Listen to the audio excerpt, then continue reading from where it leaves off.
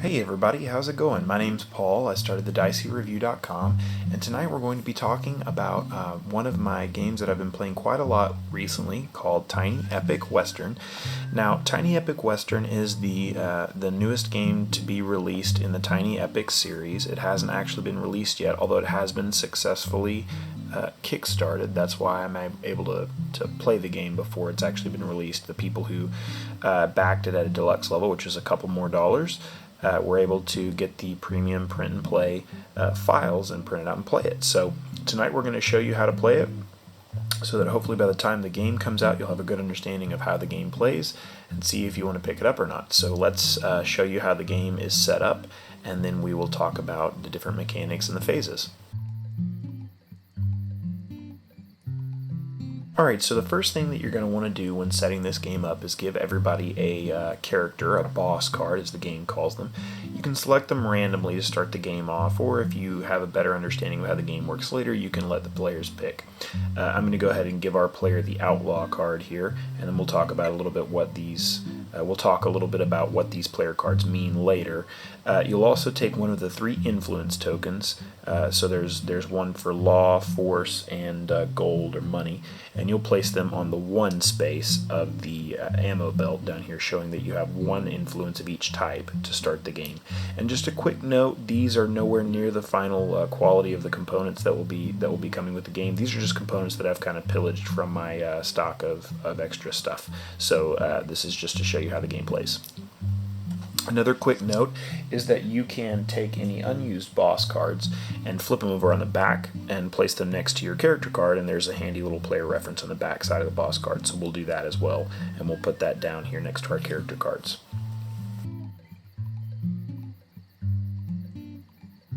Alright, the next thing that you're going to want to do with your character cards here is give yourself the posse members, or the meeples, that start of your color. So I've picked green, and you'll take two of the meeples and place them in the standing position right here at the top of your player card, and the third meeple you'll place down here, laying down flat.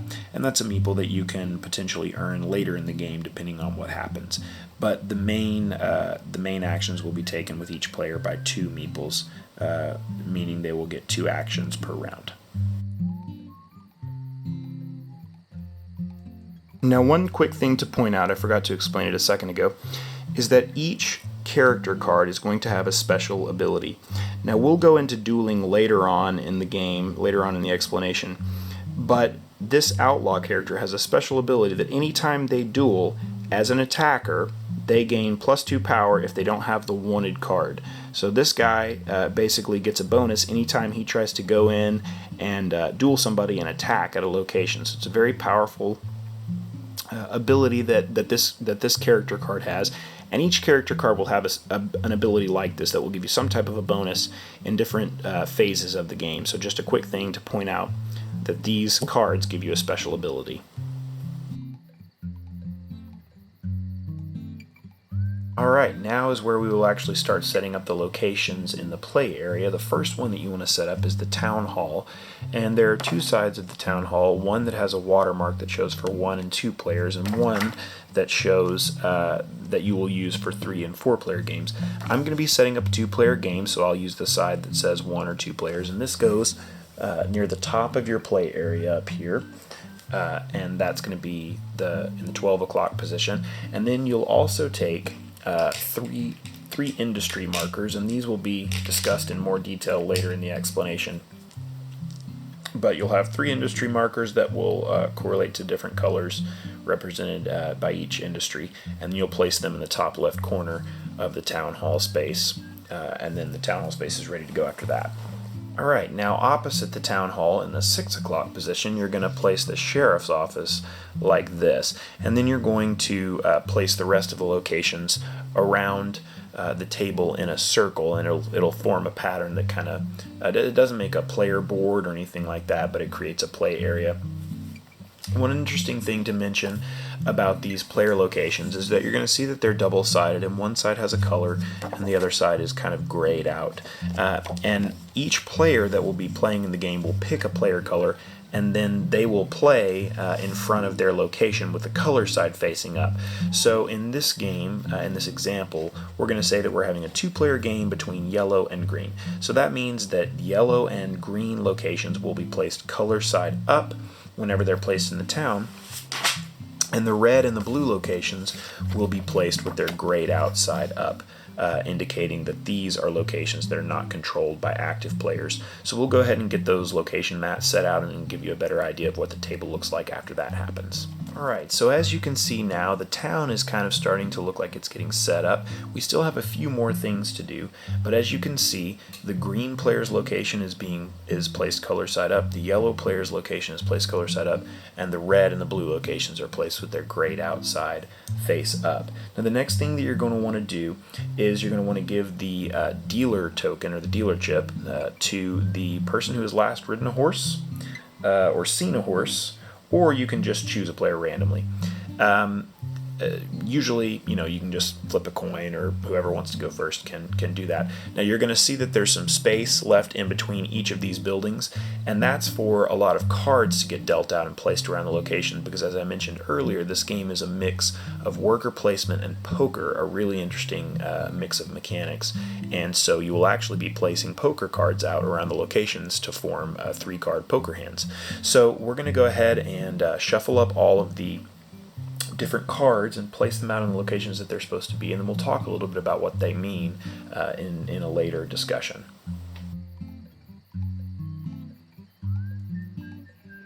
Alright, now as you can see, we've placed some building cards out among the town, and these are the different locations that players can visit or potentially purchase depending on what steps they have taken.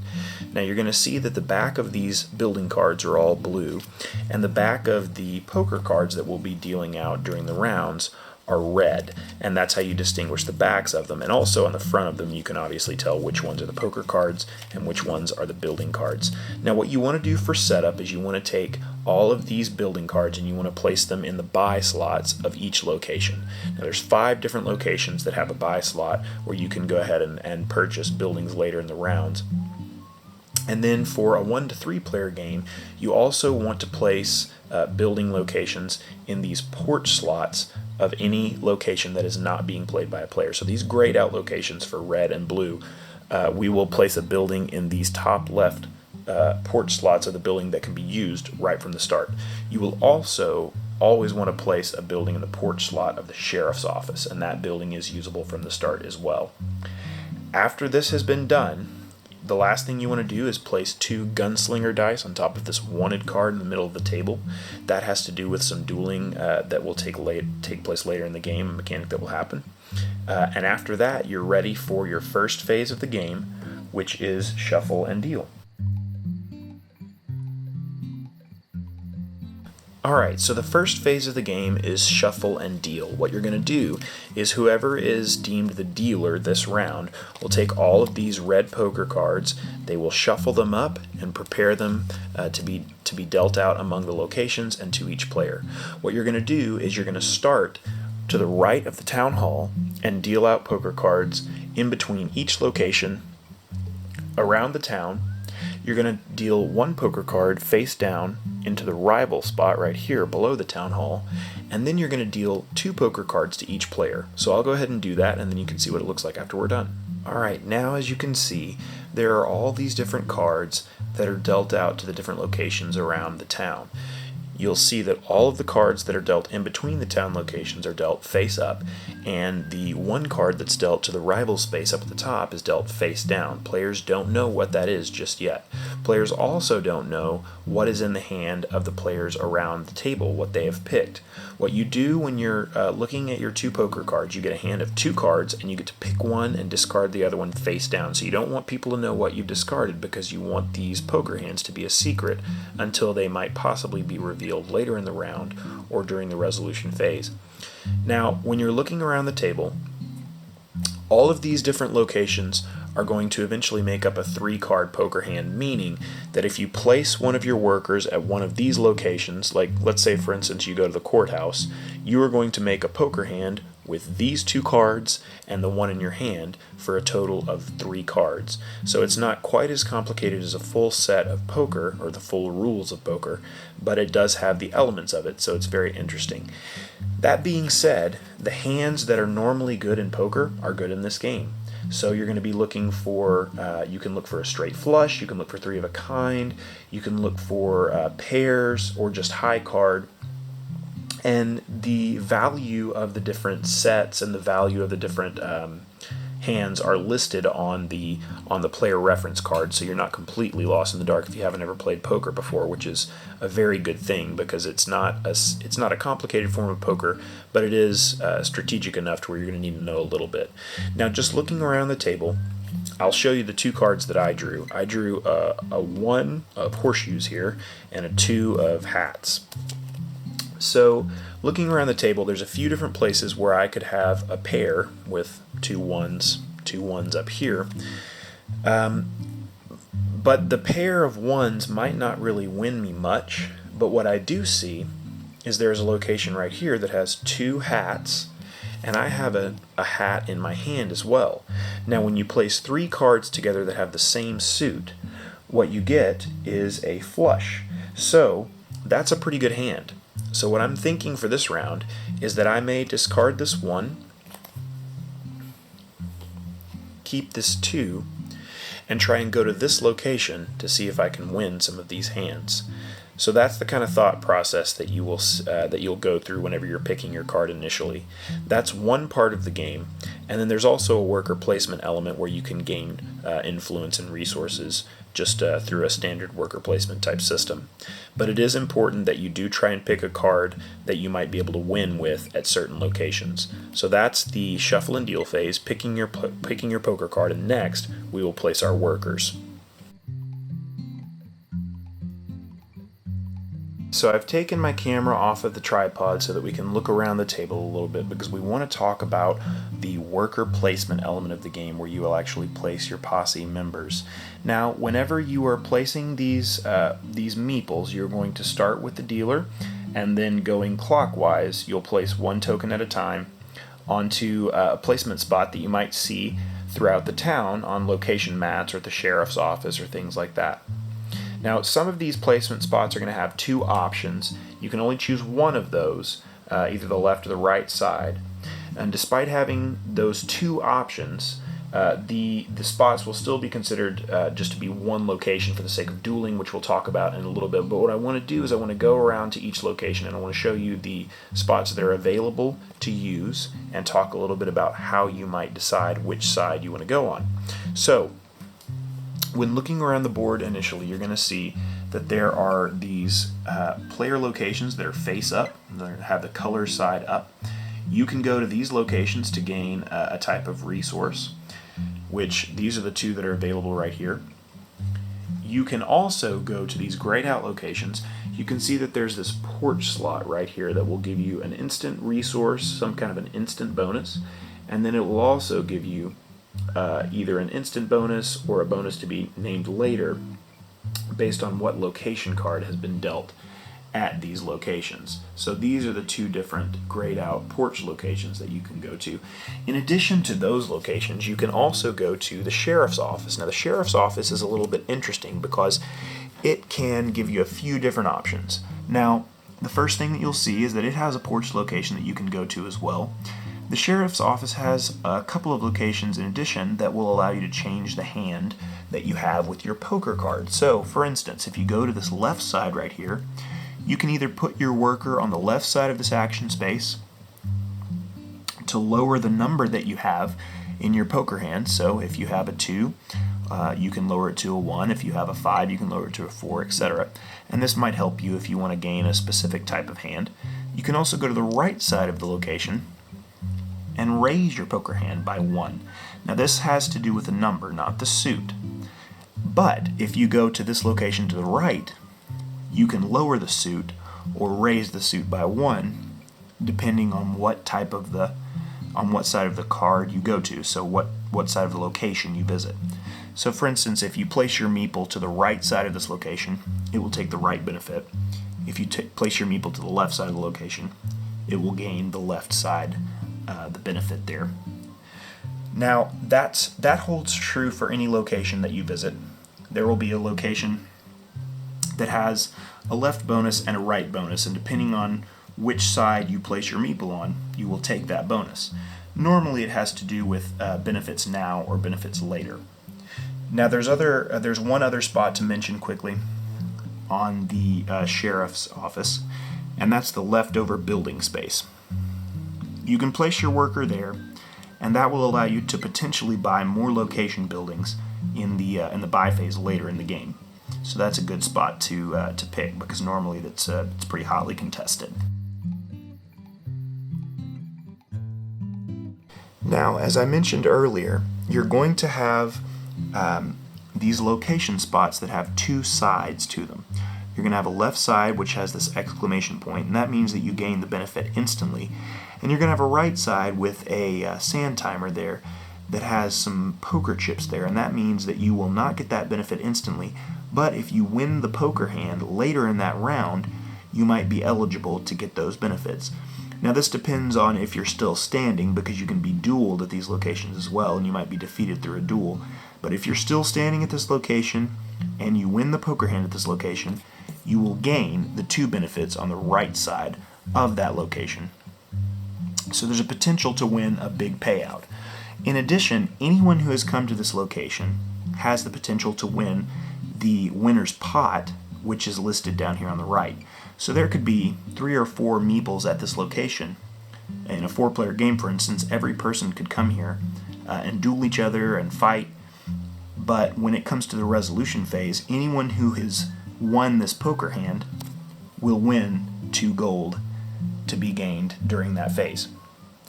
Now you'll notice that there's also a porch slot here. This porch slot starts the game for any players that are actively controlling this location. It starts the game with no locations placed, but as players build and buy locations later in the game, they can place them under this porch slot, and players can then use those locations and come to them to gain benefits later in the game, which will also be good for the players who have built this, and we'll talk about that in a little while. Now, anytime you come to a location and you place your worker where you see the exclamation point, it means that you're going to instantly gain that bonus. So for instance, let's say that I came to this location and I placed my green meeple on the left side of this location space, showing an exclamation point and a law star. What I would do is I would instantly come down to my player card, and I would take the token that corresponds to the law, which is this blue token right here, and I would move it 1 on my gun belt, showing that I now have 1 gold and 1 force and 2 law. Okay, so it's pretty straightforward. Whenever you come to these different locations around the map, you will gain that type of resource. So let's say, for instance, that later in the round I wanted to come to this green location, which is my location. I have the ability to do that if I want to. What I could do is I could place my meeple on the left side of the green location card, which would give me 1 gold instantly. I would come down to my player card, and I would move the gold from the 1 over here to a 2, showing that I now have 2 gold, 2 law, and 1 force. Okay, so that's how the placement works whenever you do it instantly. Now there's also an interesting mechanic in this game called dueling. Now most worker placement games, whenever you place a worker down, with the exception of a few special abilities, that location is blocked. So for instance, in a lot of worker placement games, if green had placed their token here, yellow could no longer place their token at this location.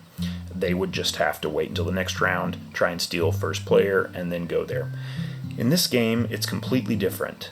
The spots are not blocked. In fact, it's recommended and kind of rewarded when players go to this location. It rewards them for doing that. And what they do is they start a duel.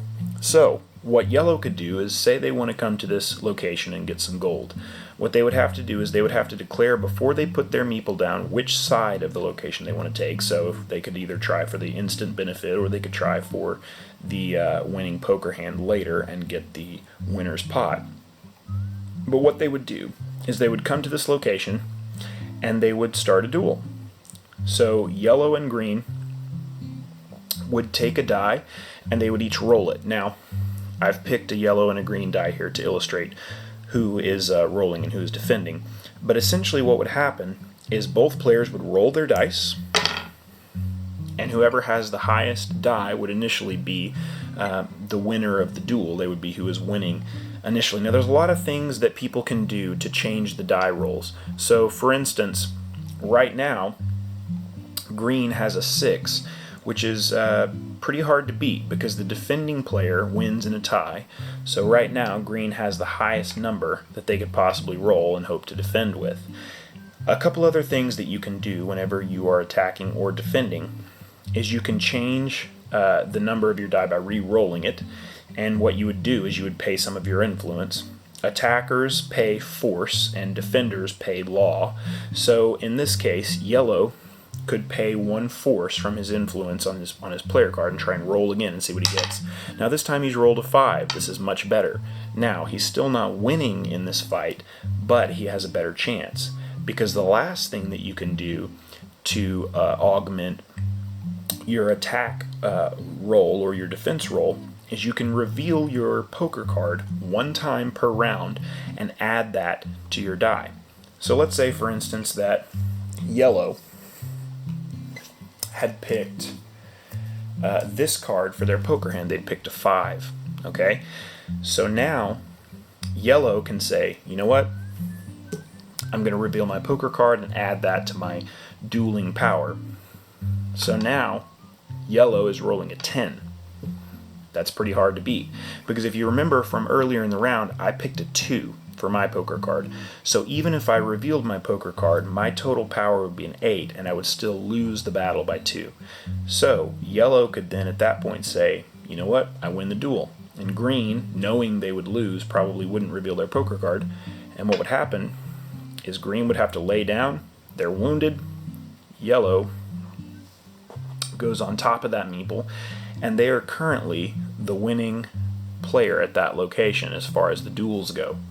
Now, whoever wins the duel would then get to take this wanted card, and this card rewards you with influence at the start of the buying round that we'll talk about here in a second, and also whoever has this card at the end of the game gets 2 extra victory points, which is how you win the game. Surprise, surprise. So, dueling is a big part of the game and can be very beneficial. Another thing to mention is that, like I mentioned earlier, whenever the yellow player is preparing to duel at this location, they have to choose which side of the action they want to take, the instant side or the delayed benefit side.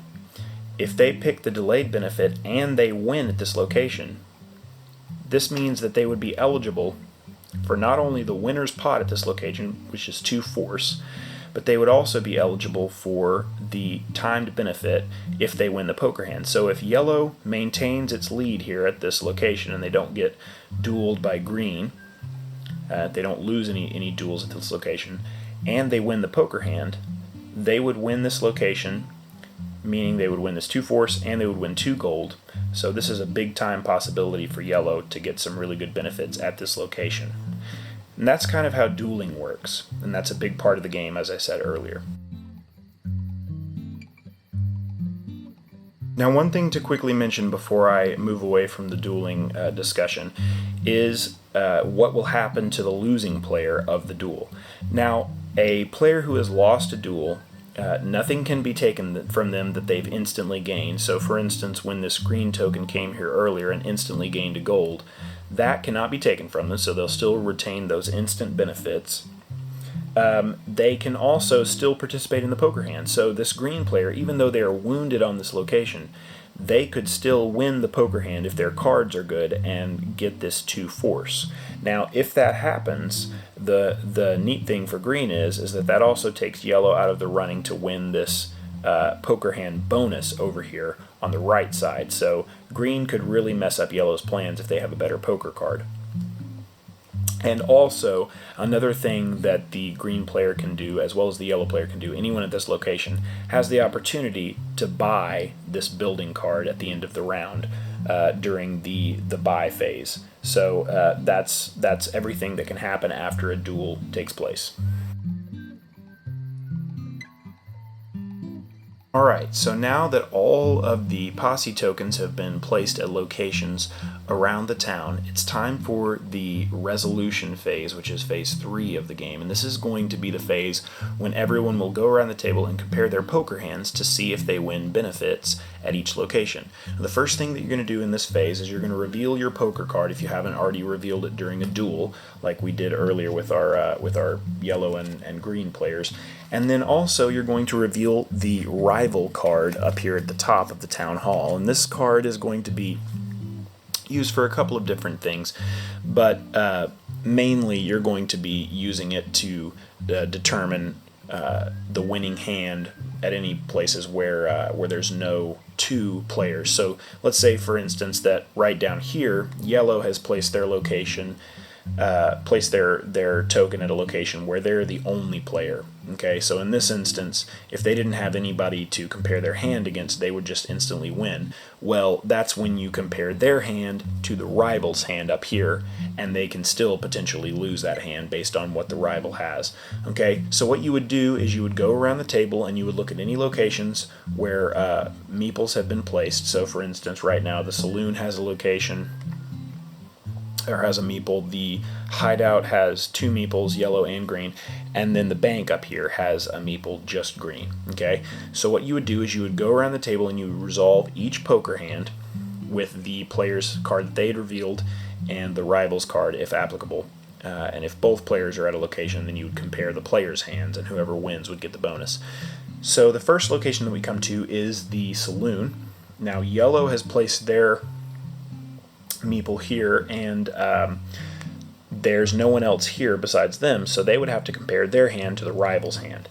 Now yellow has 2 5s, and their suit doesn't match because yellow's 5 is the 5 of horseshoes, so they have a pair of 5s. Now if you look at the rival's card, he has a 3 4 5, so the rival actually has a straight, which beats the pair of yellow player right here. So yellow would lose at this location. They wouldn't get any added benefits, which are these these X influences, which are wild cards. You can pick whichever one you want as long as they're the same thing. So 2 law, 2 force, or 2 gold. But once again, since yellow came to this location earlier that provides an instant benefit, they still retain that benefit. That can't be taken away from them. Okay, so the next location that we come to is the hideout. And this location, we have yellow and green at this location, so the 2 players would compare their poker hands to see who wins. Now in this case, there's really no clear poker hand. There's no pair, or there's no straight or a flush or anything like that. So in this location, you would just compare high card. So the card that I drew earlier would be a 2, and so the 2 right there would be beaten by the 5 that yellow has at this location, and yellow would win this benefit. Now as I mentioned earlier, yellow is going to win the pot at this location, meaning they get 2 force, but since they're also standing and they selected the timer benefit over here of 2 extra gold, if they win the pot, they win everything at this location, meaning they get 2 force and 2 gold, and so they really come out ahead at this location. Okay, and the last location to compare is the bank up here, and since I placed my card up there, I don't really have anything at this location. There's a 1, 2, and 4. I don't have a flush with any of the suits, and so since the rival card is a 3 and there's no real clear-cut winner there, it would be high card once again. So green would lose at this location. Now obviously, if I was playing seriously, I wouldn't have gone to this location. I probably would have come down here to the saloon, where I might have a chance to get a flush, and I would have had a good chance of winning that location. But this is just to illustrate how some of the hands might resolve. Okay. Now one quick thing to mention is at the beginning of phase 3, which is this resolution phase, whoever has the wanted card, if the wanted card is still in someone's possession, they will get a free resource, a free influence of any type that they want. Okay, so that's one added benefit that the wanted card gives to players. Now, after the resolution phase has happened and after everyone has resolved all of their poker hands, you're going to move on to the next step in the game, which is the buy phase, phase 4. Alright, so now we move on to phase 4, the buy phase of the game. And the first thing that you're going to want to do during the buy phase is resolve each player's poker hand at the town hall to see who wins the hand there. And this is going to determine a couple things. It's going to determine the order that the buildings are bought. So, whoever wins the hand at the town hall can buy the building first. And it's also going to advance or show which player gets to advance the industry token. So what you're going to do is every player at the table is going to compare their cards to the card to the right of the town hall and to the left. And whoever has the winning poker hand there is going to be first place, get to buy the first building, and get to advance industry tokens, which I will talk about in a little bit why that is important during the game. So we're going to look at our 2 cards, and based on what we've seen earlier, green player has drafted this 2 of hats right here, and then the yellow player has picked the 5 of horseshoes. So when you're looking at the hand right here, green player with their 2, when they compare it to the left and the right card here, they don't really have anything. Okay, so there's not really a good hand for them. But yellow player has a pair of 5s right here. So yellow in this instance is going to win this poker hand, meaning that yellow player will get to pick buildings that he wants to buy first, and then he will also get to advance the industry token, whichever industry he wants to advance first, and I'll talk about those in a little bit why that's important. But the first step is buying a building, and we'll go over that here in a second. Alright, so now what we're going to do is we're going to take a look at one of these building cards so that you can see a little bit about what's on the card and what's important to look at on the card. So the first thing that you're going to see is there's a few symbols on the card. Down here at the bottom on the porch, you're going to see a few different influence tokens right here. So you're going to see gold, you're going to see law, and a couple of force icons right here. That's what the building costs. So to buy this building, you would have to pay 2 force, 1 law, and 1 gold. Up at the top here is going to be the name of the building and the benefit that it gives. So right here we see that this is the appraiser, and you gain 1 gold equal to the victory point value of the first building card you buy in phase 4, which is the phase that we're in. So basically, this card, if you go to this location during the round, the card that you buy, the building that you buy in phase 4, you're going to get gold equal to its victory points, which are up here. So when you're looking at these building cards, when you buy these building cards, they provide you with this number of victory points. So it's very important to buy buildings because that's one of the main ways that you will get points at the end of the game. Up here at the top in the middle, you're going to see what type of benefit this card provides if you come here as a location. This one provides a benefit in the buy phase, so you'll see that it has a dollar symbol here. You could also see a sand timer right here, which means that it would pay out potentially in the resolution phase, which is where you see your poker hands. And then there's also potentially going to be an exclamation point up here in the left, and that's going to mean that you would gain whatever benefit is on this card instantly, right when you place your worker. Now the other thing that you're going to see right up here in the top middle are these 2 industry markers. Now you will see that there is the railroad industry marker and the mining industry marker up here, and that has to do with in-game scoring, and we'll talk about that a little bit later, but that's just the makeup of these cards in the different locations. So if you remember from a bit earlier, yellow won our town hall poker hand, so yellow gets first crack at buying a location. Now when you're going to buy a location, there's a couple things that you have to remember. You can only buy a location card from one of these spots down here at a location where you have placed a worker. So yellow would be able to buy a card at this location, and they would also be able to buy a card at this location. Now they can buy a card based on any number of determining factors, what their victory points are, what type of industry markers they have, how much they cost, all kinds of things like that. But let's just say that yellow decides to buy this location card. Okay, so yellow has bought this location. They place it behind their location mat up here, their player location, on the porch slot. So yellow would get to place their card up here on the porch slot. And a couple things happen whenever the yellow player does that. This card is going to be victory points for them later in the game, but it's also now a location that players can come and get some type of a benefit in later rounds. So this means that any player can come up here to the porch location of the yellow player mat and get the benefit that's listed on the card. And anytime they do that, anytime a different player comes to this yellow player's building, yellow is going to get a gold influence. So it's good for the player who buys the card, and it's also good for the people who come to the building. So it's kind of an added bonus, and anyone who comes to this porch slot later will also still be eligible to win the poker hand for the winner's pot later in the round. Okay, so now that yellow has bought their location, green has a chance to buy a location from one of the places they put their worker. So green, for instance, could buy this building card or this building card. Even though green was defeated in a duel earlier, they still have the chance to buy the building card from this location. So let's say that they want to do that. Green buys this building card and they place it under their player mat, and that location can now be used by other players if they want to, and green will get some type of benefit from it. After that, the buy phase is over unless someone has placed, remember, their worker down here at the leftover building phase, or building spot right down here.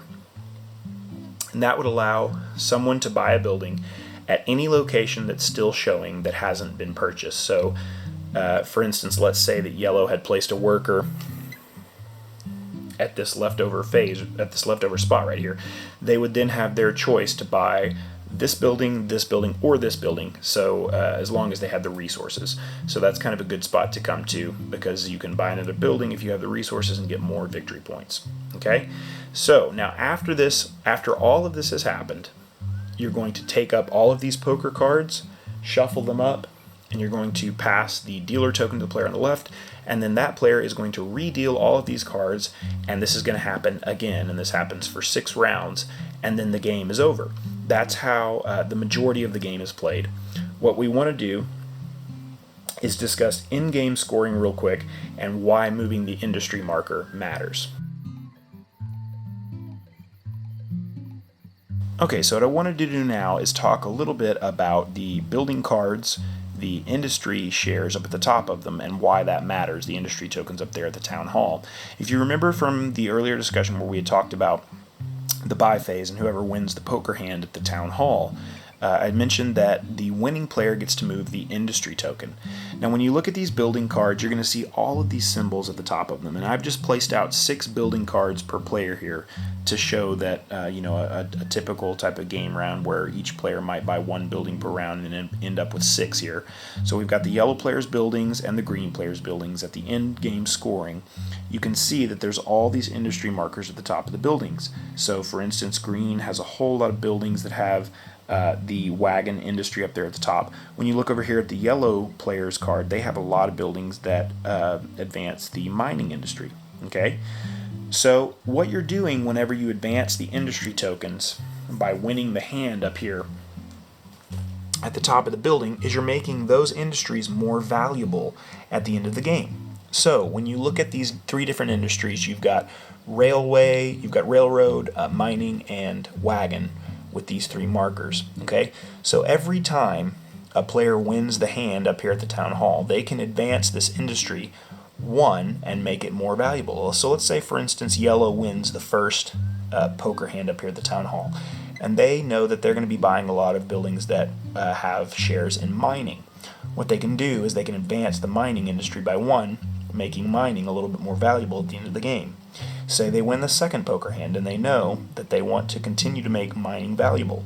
What they can do is they can make mining in second place and make it a little bit more valuable at the end of the game. And then green wins a hand and they say, well, hey, I want to buy buildings that have to do with wagoning so I can advance the wagon industry track. Okay? And at the end of the game, this track is going to look different depending on which player wins the poker hand and how they advance the industries. So at the end of the game, this is the way that the value of the industries might shake out. And why that matters is at the end of the game, whoever has the majority in certain industries is going to get a victory point bonus. So what you would do at in-game scoring is after all the players have collected all their buildings and they've added up all the points up here at the top right, so you can see that green, right off the bat, let's see, has 5, 7, 11, 12, 13 points just from buildings. And yellow, let's see, has 4, 7, 11, 14, 16 points. So yellow is a little bit in the lead with points. But what you would then do is you would check the most valuable industry up at the top of the track, which right now is mining, and you would see which player has the most in that industry. So if you look at yellow, they have 1, 2, 3, 4, 5 mining symbols, and green only has 3. So you would look at the victory point value in the first place position and give that bonus to the player with the majority of those shares. So yellow would get 3 extra points. It's not looking good for green. You would go down to the cards and then check the next most valuable industry, which is wagon, and you would see who has the majority in that. So you see that yellow has 1, 2, 3 wagon symbols, and that's it. Green has 1, 2, 3, 4, 5, 6, 7 wagon symbols. So green wins quite a bit with all of these wagoning symbols on top of their buildings. So green would then get 2 points added on to their score. You would then look and see what's the third most valuable industry, which is railroads. And you would say, okay, yellow has 1, 2, 3 railroads. Green has 1, 2 railroads. So in this case, once again, yellow would get the bonus of 1 victory point. And that's why the industry tokens matter at the end of the game. They will give you bonus victory points based on the type of buildings that you've bought throughout the course of the game. In addition, whoever has the wanted card would also get 2 victory points throughout the game. Now, this would happen at the end game scoring, and this happens after 6 rounds. And whoever has the most points is the winner. And you would continue play throughout the 6 rounds and place workers and have duels and fights and things like that, and just continue to have a really good time. This is a really fun game with a mixture of poker and worker placement, which I think is a really interesting mechanic. But the best part of this game is not just the gameplay and the fact that it is a very deep play experience, but it's the fact that it's really affordable, and the box is pretty tiny, as the box will say. I can show you really quickly one of the other tiny epic boxes so you can see just what I'm talking about. So when you're looking at a tiny epic box, everything fits into a package about this big, meaning that you can easily carry this in your backpack. If you wear cargo pants or cargo shorts, you can carry this in a pocket. You can carry this in a purse or a briefcase. These games are in a very small package, but in no way, once they set up on the table, are they a small play experience. As you can see, this game takes up the majority of a fairly large gaming table, and it really, the depth of play does not feel small at all. This feels like an in-depth, fully fleshed out, well-developed, well-designed game that creates a lot of tension and a lot of yelling around the table. When we played this game the first couple times with my family, there were so many moments where we had laugh out loud encounters with each other and just really enjoyed ourselves. So this one is very interesting to me because the poker combines with the worker placement to create some really interesting strategies and a lot of depth of play when it comes to trying to determine, okay, do I want to get instant benefits with some of my workers, or do I want to try for the winning pot at some of these locations based on the type of poker hand that I'm drawing? Just a ton of interaction and a ton of strategy and bluffing and kind of push your luck and all the things that go with poker, but also just the good old worker placement mechanic that is tried and true and one of my favorite mechanics, if not my favorite mechanic ever. Definitely worth the purchase. This one, like I said, is kickstarted, and I believe you can still late pledge for that Kickstarter if you want to go and get in on that. It's $24 for the deluxe edition, I believe, plus some shipping. These dice have been replaced by bullet dice. They actually look like bullets. All of these little meeples are cowboy meeples. They look like cowboys, and they have cowboy hats on. All of these industry markers are shaped like the industry on the card, where that actually looks like a sheriff's star. It looks like the chamber of a revolver and things like that, and it's silk screened.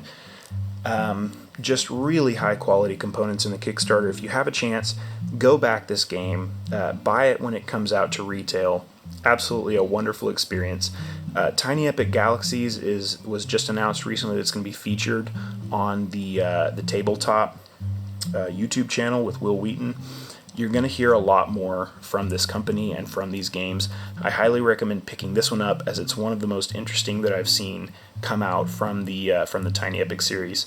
Absolutely, thumbs up from this guy. Go buy this game.